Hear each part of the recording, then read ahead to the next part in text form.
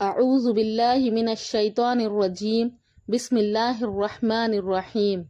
سورہ بقرہ آیت نمبر 283 کا ترجمہ اور اس کا مختصر تعارف دیکھیں گے کہ اس آیت میں اللہ تبارک و تعالیٰ کیا بتانا چاہ رہا ہے۔ وَإِن كُنتُمْ عَلَى سَفَرٍ، اللہ تبارک و تعالیٰ ارشاد فرما رہا ہے کہ اگر تم سفر میں ہو، وَلَمْ تَجِدُوا كَاتِبًا، اور تم نہ پاؤ کوئی لکھنے والا، فَرِحَانٌ مَقْبُوضَةٌ، تو تم رہن کو قبضے میں رکھو۔ رہن یعنی کسی بھی چیز کو تم گروی میں رکھ لو۔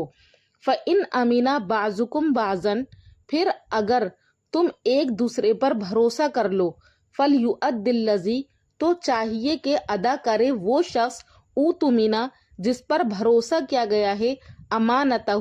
اپنی امانت کو۔ یعنی اگر آپس میں ایک دوسرے پر سفر میں تم بھروسہ کر لو اور کوئی چیز تم گروی نہ رکھو اور تم قرض کو دے دو، تو چاہیے کہ جس پر بھروسہ کیا گیا ہے وہ شخص اپنے قرضے کو امانت داری کے ساتھ کیا ہے لوٹا دے۔ وَلْيَتَّقِ اللَّهَ، اور اس کو چاہیے کہ وہ اللہ سے ڈرتا رہے، ربہ، یعنی اس رب سے ڈرے جو کہ اس کا پروردگار ہے۔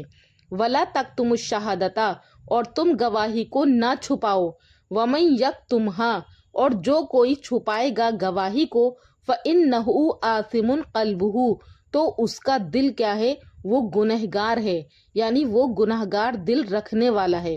وَاللَّهُ بِمَا تَعْمَلُونَ عَلِيمٌ، اور بے شک اللہ تبارک و تعالیٰ جانتا ہے، بِمَا تَعْمَلُونَ، جو عمل بھی تم کرتے ہو، علیم، اللہ تعالیٰ کیا ہے، اس سے خوب واقف ہے۔ تو اس آیت سے پہلے، آیت نمبر 282 میں، اس سے پہلے والی ویڈیو میں ہم نے آپ کو بتایا تھا کہ اللہ تبارک و تعالیٰ نے ایک اہم اصول بیان کیا تھا، ایک ایسا معاملہ اللہ تعالیٰ نے بیان کیا تھا جس سے ہم کیا ہے آپس میں گزرتے ہیں، اور وہ تھا لین دین، یعنی آپس میں ایک دوسرے کو قرضہ دینا۔ تو اسی چیز کو اللہ تبارک و تعالیٰ نے پیچھے آیات میں بیان کیا تھا کہ اگر تم آپس میں ایک دوسرے کو قرضہ دو تو تم کیا ہے اس کو لکھ لیا کرو۔ اور اللہ تعالیٰ نے آگے یہ بات بھی بتا دی، اگر تمہارا کوئی ایسا موقع ہو کہ تم کیا ہے سفر میں ہو اور لکھنے والا کوئی موجود نہ ہو تو تم کیا کرو گے۔ تو سوچیں، اگر آپ سفر میں ہوں، آپ کے پاس کوئی کاغذ نہ ہو، نہ ہی کوئی لکھنے والا ہو، تو پھر آپس میں لین دین کیسے ہوگا؟ اس کا اصول اللہ تبارک و تعالیٰ نے ہمیں 1400 سال پہلے قرآن نے ہمیں یہ جواب دے دیا۔ اس آیت میں اللہ تعالیٰ فرما رہا ہے کہ تم کیا ہے اگر آپس میں سفر میں ہو اور لین دین کرو تو تم آپس میں ایک دوسرے کی کسی بھی چیز کو کیا ہے ضمانت یعنی گروی میں رکھ لو۔ اس آیت میں تو اس سے پچھلی آیت میں اللہ تعالیٰ نے یہ فرمایا کہ قرض لکھ لیا کرو، لیکن یہاں پر اللہ تعالیٰ یہ آسانی دے رہا ہے کہ اگر سفر میں لکھنا ممکن نہ ہو تو کوئی بھی چیز ضمانت کے طور پر رکھ سکتے ہو۔ اب ضمانت کے طور پر رکھنا، اس کی مثال ہم ایسے سمجھتے ہیں کہ آپ نے کسی سے رقم لی اور بدلے میں اپنی کوئی بھی چیز امانت کے طور پر دے دی تاکہ اس انسان کو کیا ہے بھروسہ قائم رہے۔ یعنی آپ نے سفر میں کسی سے 10,000 روپے ادھار لیے ہیں اور آپ اس سے یہ کہہ دیں کہ یہ میری سونے کی انگوٹھی ہے یا میری گھڑی ہے یا کوئی بھی چیز، یا آپ اپنا موبائل، کوئی بھی چیز آپ اس کو گروی میں رکھ دیں، تو یہ چیز رہن کہلاتی ہے۔ قرآن نے کہا کہ اگر تمہارے پاس سفر میں کوئی لکھنے والا موجود نہ ہو تو تم کسی بھی چیز کو رہن بنا لو، یعنی اپنی کوئی چیز کیا ہے اس کو گروی میں رکھ دو تاکہ جو انسان پیسے دے رہا ہے اس کو آپ کے اوپر بھروسہ قائم رہے کہ آپ اس کے پیسے کیا ہے واپس لوٹا دیں گے۔ اور پھر آگے اللہ تعالیٰ نے فوراً یہ کہہ دیا، اور اگر تم ایک دوسرے پر بھروسہ بھی کر لو تو پھر کیا ہے تمہیں آپس میں کسی بھی چیز کو گروی رکھنے کی ضرورت نہیں ہے۔ یعنی جیسے آپسی رشتہ دار ہیں یا کوئی دوست ہے، آپس میں ہمیں ایک دوسرے پر اتنا بھروسہ ہے کہ اگر مجھ سے کسی نے پیسے مانگے ہیں، سفر میں ہوں اور مجھے یقین ہے کہ وہ مجھے دے دے گا،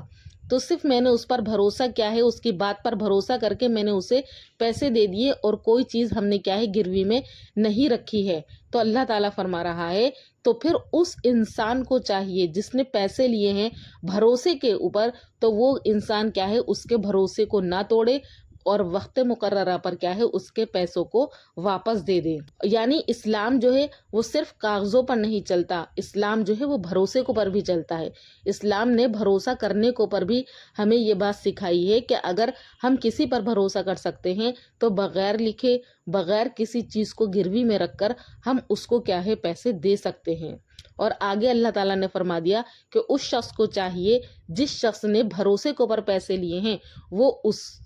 کے پیسے کیا ہے واپس کرے، اور اس کو چاہیے کہ وہ کیا ہے اللہ سے ڈرے، کیونکہ انسان لوگوں کو دھوکہ دے دیتے ہیں۔ انسان لوگوں کو تو دے سکتا ہے لیکن اللہ کو نہیں دے سکتا، کیونکہ اللہ نے قرآن میں کیا فرما دیا، اگر وہ ایسا کرے گا تو اس کا دل کیا ہے وہ گناہگار ہے، یعنی وہ گناہ کرنے والا شخص ہے۔ اور پھر اللہ نے یہ بھی فرمایا آگے کہ تم جو ہے اپنی گواہی کو نہ چھپاؤ، یعنی اگر آپ سچ جانتے ہیں تو سچ کو نہ چھپائیں، کیونکہ کئی بار ایسا ہوتا ہے کہ جھوٹ بولنے کی وجہ سے آپس میں لڑائی جھگڑے ہو جاتے ہیں، کسی کا حق مارا جاتا ہے، انصاف ختم ہو جاتا ہے، تو اس لیے لوگوں کو چاہیے کہ وہ کیا ہے سچ کو نہ چھپائیں۔ اور آج یہ آیت جو ہے ہماری زندگی میں کس طرح سے سچ ثابت ہو سکتی ہے تو ہم اس کو دیکھیں گے۔ تو اس آیت سے ہمیں یہ بات سمجھ میں آتی ہے کہ لوگ قرض لے کر واپس نہیں کرتے، امانت میں خیانت کرتے ہیں۔ تو اس میں اللہ تعالیٰ نے یہ بتایا ہے کہ اگر تم قرض لو تو اس کو واپس بھی کرو، اگر کوئی تمہارے پاس امانت رکھ رہا ہے تو اس کو ویسے ہی واپس کر دو، اس میں خیانت نہ کرو۔ اگر تم سچ کو جانتے ہو تو تم جو ہے سچ کو چھپاؤ مت۔ قرآن کہتا ہے کہ جو بھی چیز تمہارے پاس رکھی جائے تو تم اس کو کیا ہے ویسے ہی واپس کر دو۔ تو اس آیت سے ہمیں یہ بات بھی سمجھ میں آتی ہے کہ ہمیں آپسی معاملات میں کیا ہے خیال رکھنا ہے، اگر کوئی امانت رکھے تو اس کو واپس کریں، سچ کو نہ چھپائیں، ہم کسی کا بھروسہ نہ توڑیں، ہر حال میں کیا ہے ہمیں اللہ تبارک و تعالیٰ سے ڈرنا چاہیے۔ یہ آیت ہمیں بتاتی ہے کہ ہمارا ایمان جو ہے وہ صرف مسجدوں تک نہیں ہے، بلکہ ہم سفر میں ہوں، حضر میں ہوں، کہیں بھی ہو، ہمیں اپنے ایمان کو کیا ہے وہ آگے رکھنا ہے۔ اگر ہمارے پاس کوئی اپنا مال رکھے، امانت دے، یا ہمارے پاس کوئی گواہی ہو تو ہم اللہ کے خوف سے کیا ہے اس کا حق ادا کریں، یعنی ہم اس کو کیا ہے بالکل سچ طریقے سے اس کو ادا کر دیں۔ ہم کسی بھی صورت میں کیا ہے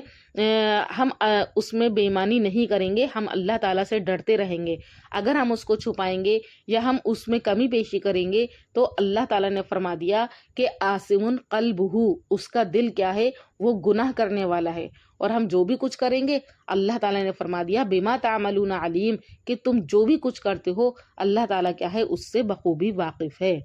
تو اس سے ہمیں یہی سبق ملتا ہے کہ انسان کو یاد رکھنا چاہیے کہ اسے ایک دن اللہ کے سامنے حاضر ہونا ہے، اس لیے ہر عمل ذمہ داری اور سوچ سمجھ کر کرنا چاہیے۔ دینداری جو ہے وہ ہمیں ہر جگہ نبھانی ہے، ہم کہیں پر بھی ہوں، ہر معاملہ ہمیں واضح رکھنا ہے، دوسروں کے حقوق ادا کرنے ہیں اور آسانی پیدا کرنی ہے۔ اصل کامیابی کیا ہے وہ یہی ہے، اور تقوی ہی وہ بنیاد ہے جو انسان کو ظلم، دھوکہ اور غلط راستوں سے بچاتا ہے۔ تو ناظرین، امید کرتی ہوں کہ آپ کو اس آیت کا ترجمہ اور اس کی تفسیر اور اس سے ملنے والا میسج اور یہ آیت ہماری زندگی میں کیا پیغام دے رہی ہے آپ کو اچھے سے سمجھ میں آ گیا ہوگا۔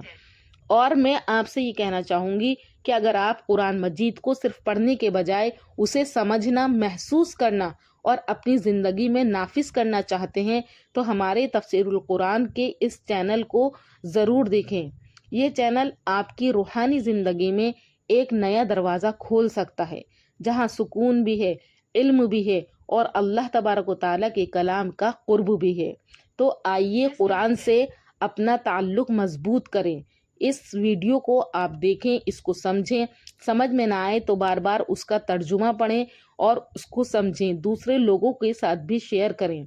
انشاءاللہ اس سے آگے کی آیت لے کر حاضر ہوں گی دوسری ویڈیو میں، تب تک کے لیے اللہ حافظ۔ السلام علیکم ورحمۃ اللہ وبرکاتہ۔